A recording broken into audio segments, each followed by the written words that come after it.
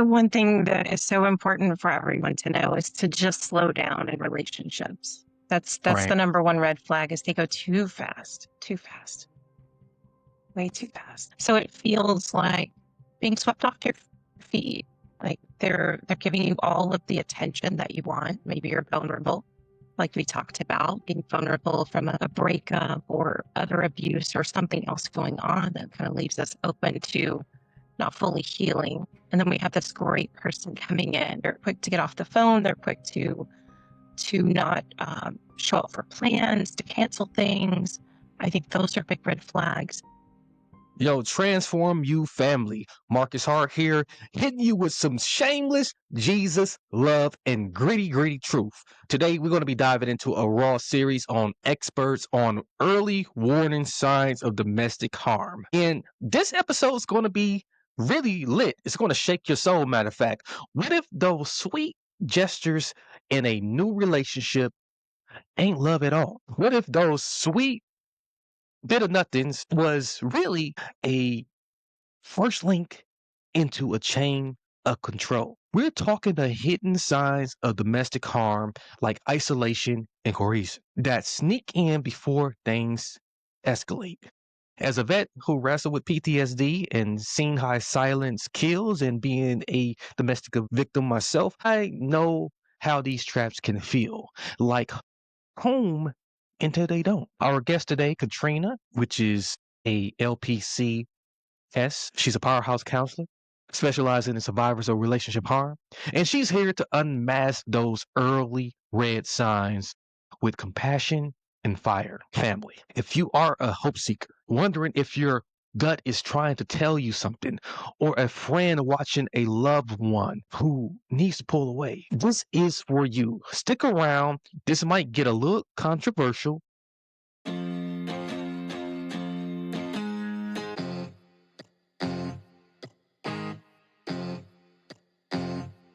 Before we jump in, though, I want to share something with you.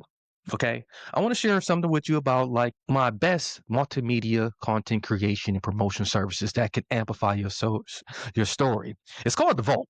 And if you need a quick win, my premium services are affordable and built for real impact. Check it out at marcus-hart.com/vault. Now let's get back into the show. Katrina, welcome to the Transform You Live show. I would like to start with your expertise, first of all, to get people to get to know you and to know about your work with survivors every day. What's the one thing you wish folks knew about these early signs disguise themselves as Carol romance? The one thing that is so important for everyone to know is to just slow down in relationships. That's the Right. number one red flag is they go too fast, way too fast. Okay. Well, that's very powerful to put that out there right away. I would like to unpack, some sneaky red flags that feel good at first, but lead to trouble. Katrina, you said early warning signs in the initial contact that I had with you that they're like love bombing or moving too fast, which can Right. sweep folks off their feet, especially if they're like vulnerable, like after a breakup or healing from trauma. Maybe can you break down what love bombing looks like in real life and why it feels so addictive instead of alarm bells? Right. So it comes on strong, right? So it feels like being swept off your feet. Like they're giving you all of the attention that you want. Maybe you're vulnerable, like we talked about, being vulnerable from a breakup or other abuse or something else going on that kind of leaves us open to not fully healing. And then we have this great person coming in, like to rescue us and saying all of the right things. And, they're agreeing with every interest we have, right? Right. They're coming at us with gifts and way too quick I love yous and compliments. And it's constant. And so it's Yeah. overwhelming and it feels too good to be true. And in that moment, we're Uh-huh. so caught up. We're so caught up. And it's not real. It's not real. That caught up feeling is basically like agreeing to everything or pushing to move in after just 2 weeks. Like, I mean, these Yeah. things do move pretty fast. And for a family out there searching red flags and new relationships, what's one sign that seems innocent but screams control? And how can someone spot it before they are just in too deep? Well, I think either no contact with your loved one, like you're not able to really get any time with them. They're quick to get off the phone. They're quick to not show up for plans, to cancel things. I think those are big red flags. If the new partner is calling or demanding that they come back or they go do this or that with them, and they're taking them away from their loved ones, I think that's a red flag. I think that's huge. I had a survivor once tell me that she had to stop and video call her partner if it had been more than, I don't know, 10 or 20 minutes and show him the room to prove that she was at her mom's house. Right. And so it's that kind of stuff. And it's like, well, because I care about you, but that's not what that is. That's control. That's control. So things like that, that's an extreme example. I get that. But the more subtle things, just the blowing up their phone, they know that they're at dinner with their family. Wow, that sounds so familiar, and it's it's really eye-opening. We talked on the other side that, like, I have experienced my own bout with domestic violence and intimate partner violence, Katrina. And this so much reminds me of that. Where what feels like support, turns into something else. These traps are quite sneaky, aren't they? They are very sneaky. Yeah, They get you yeah. hooked. They get you really hooked for that initial high that you get. That's what off your feet that you're chasing. Almost like Hmm. a drug high. You're chasing that and you're trying to get back to that place that it was initially. Yeah, exactly. Yeah, I would like to get bold and maybe spark some debate. Folks often dismiss fast moving relationships as passion, but you say it's a big warning. Why is that flip from romance to jealousy so dangerous, and how does it tie into coercion? Well, I mean, the big thing is like it gets us hooked. And so if we slow it down, so if it's passion, right? Right. You're going to be disappointed that your partner's slowing down. You're going to be disappointed, but you're not going to Hmm. freak out. You're not going to make demands. You're not going to make accusations. It's going to Yeah. jump into saying you're seeing somebody else, you're talking to somebody else instead of Mhm. just letting it be space. And then it leaves the survivor thinking they have to prove that they're being honest, prove that they love, this other person, this abuser. They're having to prove that again and again through this. And so, we go through love bombing to jealousy to all the different things that happen. And I think I've lost track of your question, but I That's think okay. it just keeps us it keeps us sucked in. We take the bait on Yeah. defending ourselves instead of going, hold on a second, right? Hmm. This isn't healthy. This isn't norm. It's certainly not healthy. And Katrina, I really want to push that envelope a little bit more. This going to get X talking, so the people on Twitter. So some say that love bombing is just intense romance, but you have seen it lead to harm. In society, there's a lot of playing of these signs, making it easier for controllers to like trap folks right down. What is the real danger in calling it too much love? Mhm. Well, it's a trap. It's control. It Hmm. hooks you back in. So genuine love is it's action. It's what we do. It's what we consistently do with our loved ones. There's ups and downs in a normal relationship, but there's not this intensity. There's not this control manipulation, always trying to make that abuser feel okay. We're Yeah. justifying their actions. We're defending them. We are trying to make them happy so we can get back to that initial place of that high, that being swept off your feet. And so that's why it's dangerous, because we lose ourselves in it. We get fully Trina, lost. I must say that you're really unmasking the traps that's out there. I would like to talk how these signs hit emotionally, socially, and in the head, especially for high achievers who like tend to hide it very, very well. I'd be in one of them. You describe how early signs like breadcrumbing, just enough to keep you hooked, creates trauma bonding. For folks searching, how does abuse affect mental health? How do these emotional tricks lead to survivors feeling crazy or not enough? Right. Right. So, of course, I know you've talked some about breadcrumbing, but it's those little things that lead us to believe that they're trying, Yeah. that we're doing the right things to get them back to that place. And it's depleting ourselves. We're pouring our whole selves into the relationship, into that other person. And now we forget friends, forget family, forget career, forget school, all the Yeah. things, because the abuser has to be number one in our lives, or we don't love them enough. Mm, And so there's that where we're giving all of ourselves, but there's also the blame. If yeah. things aren't going to their satisfaction, which, let's be real, they're never going to their satisfaction. There's always Hmm. something. Yeah. But if there things aren't going to their satisfaction, then we are to blame. And the survivors internalize that. Yeah. It's my fault. You can only hear it's your fault. You're not enough so many times before you start to believe it. You start to Yeah. question, is this the problem? I must be the problem. And that's where the mental And health stuff starts, right? Like, how could you not be exactly. depressed if you start to buy into that? Right.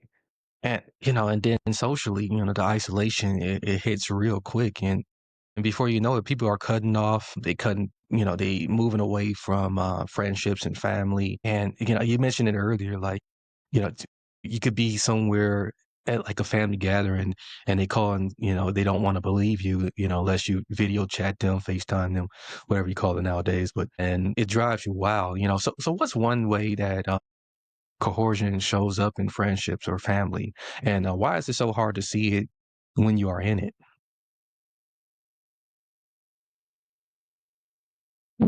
You're too off balance when you're in it. I Hmm. like the analogy. I don't know if you've ever heard this analogy, but I use it all the time. It's like being in a tornado. Like, something's going on. You feel off Mm, balance. Stuff's flying. You feel a woo, right? And yeah. until you can get really truly away from it, get some distance on it, you can't really see that it's a tornado. You can't see the mess, the whole thing, until you get Mm, some distance on it. And so you're just trying to figure out which way's up. How can you see the whole picture when you can't even get grounded? yeah.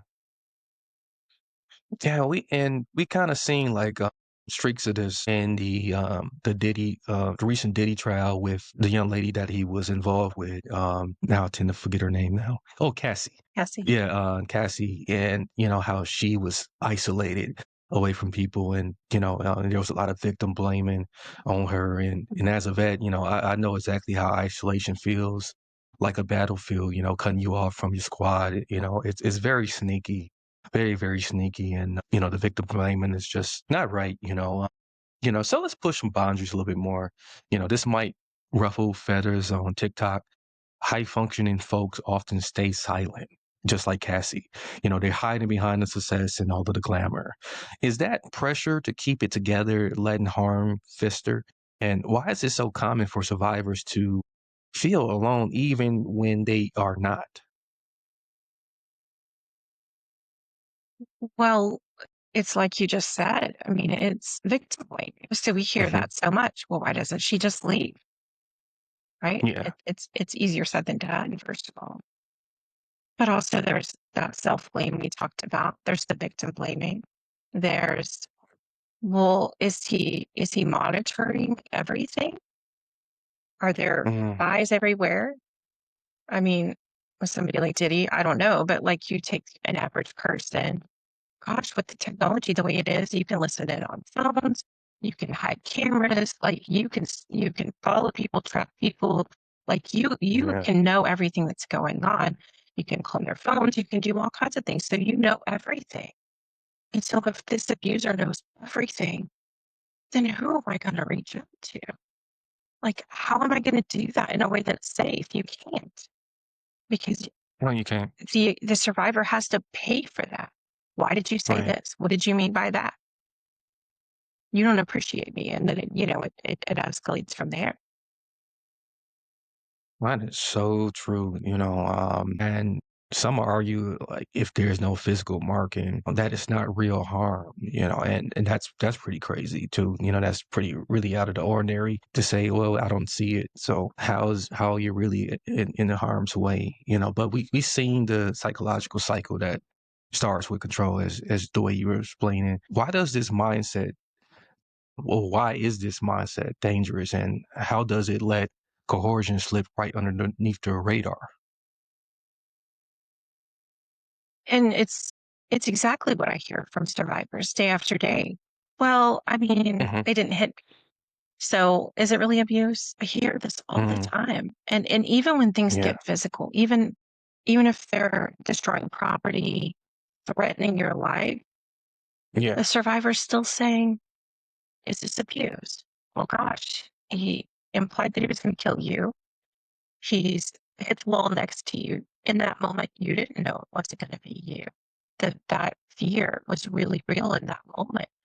And then there's the uncertainty of what's going to happen next time. Like, is he or she going to do whatever, right? And Right. it's not.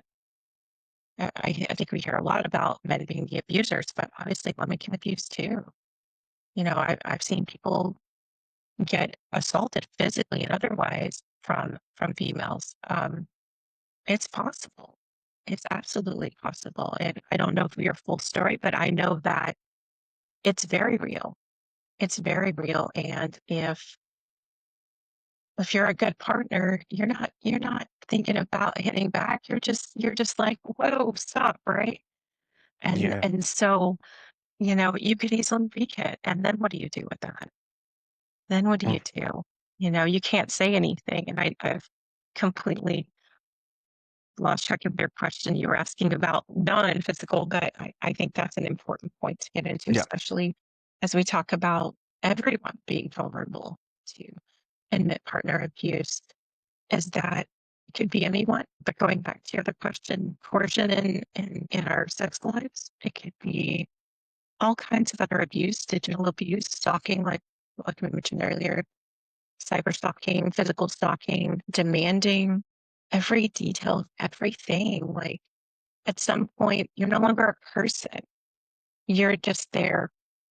I don't know, an extension of them.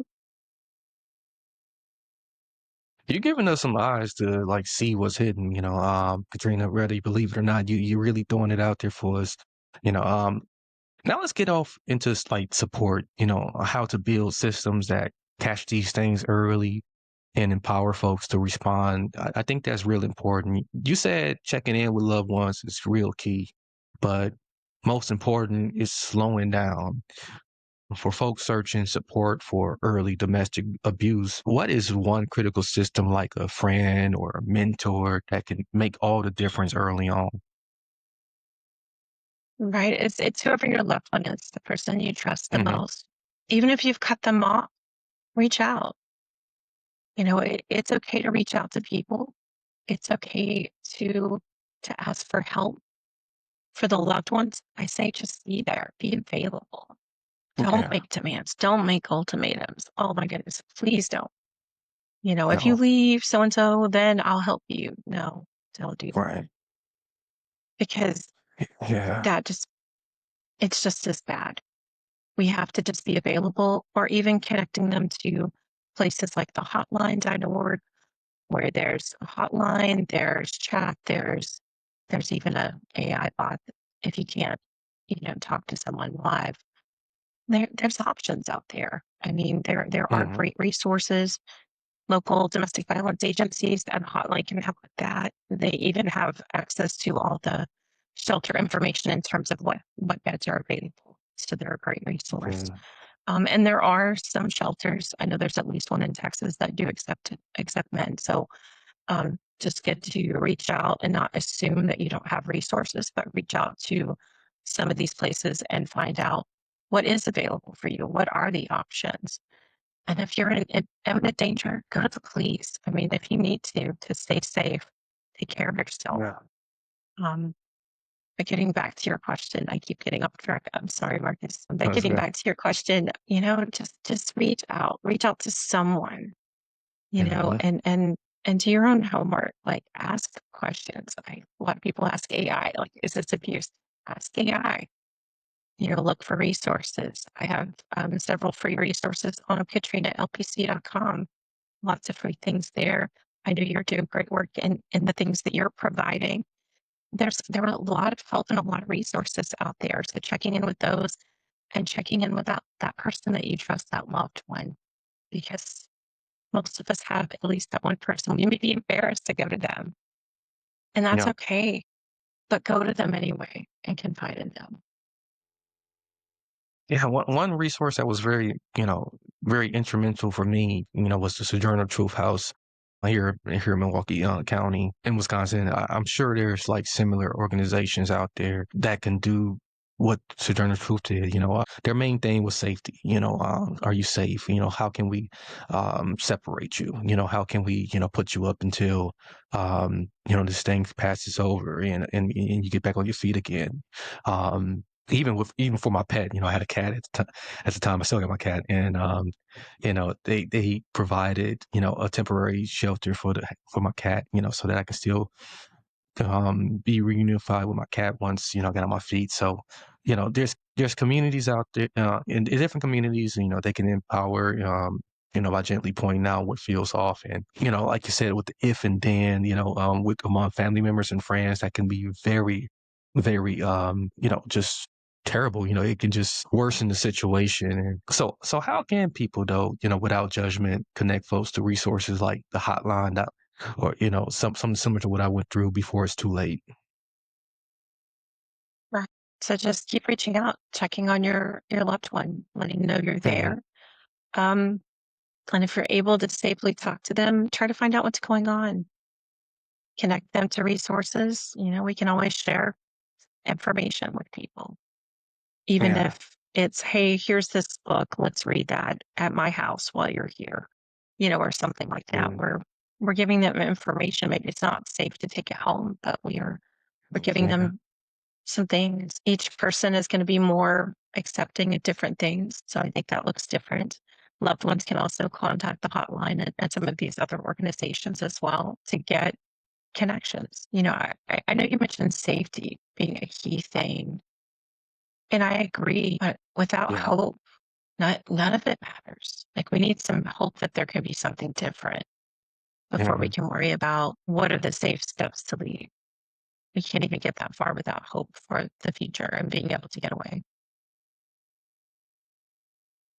Yeah. There's some, this can spark some debate, with like some calling out the early signs and they're labeling them as overreacting or you're ruining the relationship. But we have seen the cycle start with silence, and we've been talking about that throughout this whole entire episode here. Why is that attitude letting harm, grow, and what's the real risk of staying quiet? Right. So it was interesting. You said some people say it's ruining the relationship. Mhm. How is slowing down and trying to pace things where it's not love bombing? How is that ruining a relationship? Because that to me screams red flag, right? Like, it screams abuser. Yeah. You're saying you're ruining the relationship because you're asking questions and you're wanting to slow down. I mean, like that's run the other way. If you hear that, I mean, that's All right. just wow, Mhm. wow. Wow. Oh, you're so spot on. You've been spot on like throughout this whole entire episode. So, I like to like clear the way to, allow for you to, if there's any any information or any resource or a way for people to get in contact with you to utilize you as a resource, what would that be? Absolutely. So, like I said before, I have free resources at KatrinaLPC-S.com. And I'm also able to see survivors in the states I'm licensed. So, I am a psychotherapist, and I'm licensed in Texas, Arizona, Virginia, and I have a Oh, that's good. telehealth credential in Florida and South Carolina. So if you are in That's one of those awesome. places, I'm happy to work with you. If you just want the free resources, go for it. They're there. I plan to create a program in the future for individuals to Mhm. learn and connect, so that we can break some of the silence and we can, cut through the abuse and really connect with each other. Connection is so important. Yeah, we're going to make sure we have your website in the episode description for those who want to get in touch with you. And I think it's so cool that you're licensed in more than one state for telehealth. Telehealth is so powerful. It's been, a game changer for those who like access to psychotherapy and other forms of therapies. Whereas they can't be, in person. Technology has really evolved over the years, and it's been an asset to like things like this. I thank you so much, Katrina, for coming on and sharing with us and just allowing us to pick your brain and you offer us some support for those out there who's suffering. If there's anything you ever doing in the future and you want to come back around, you're invited. Okay. Thank you so much. I'm so grateful to be a part of all the great work you're doing. Just it's an honor to be here. Thank you. Yeah. Thank you. So, ladies and gentlemen, my transformers out there, I present to you once again Katrina, who is out there, changing lives and helping those who are in need and going through these type of things. So, thank you for joining us. Look out for more future episodes that are similar to this one or that's just like this one. Many blessings, peace, and lots of love. Family, did you enjoy that episode or what? Katrina, she really unmasked the traps and given us the tools to break free. Your wisdom as a counselor and survivor straight fired, Katrina, I give my heart out to you. For our hope seekers out there, if this stirs something within you, don't ignore it. Matter of fact, go back and watch more episodes by subscribing on the YouTube channel as well as the podcast app that you may be listening to catch more exclusive episodes that are similar to this. Connect with Katrina at the website below. And if you're ready to reclaim your story and you want a premium boost, our best multimedia content and promotional services are available now, and they are truly elite. Like, subscribe, and comment what's one red flag that you will watch out for now. Share this to empower someone. Many blessings, peace, and lots of love. I'm out.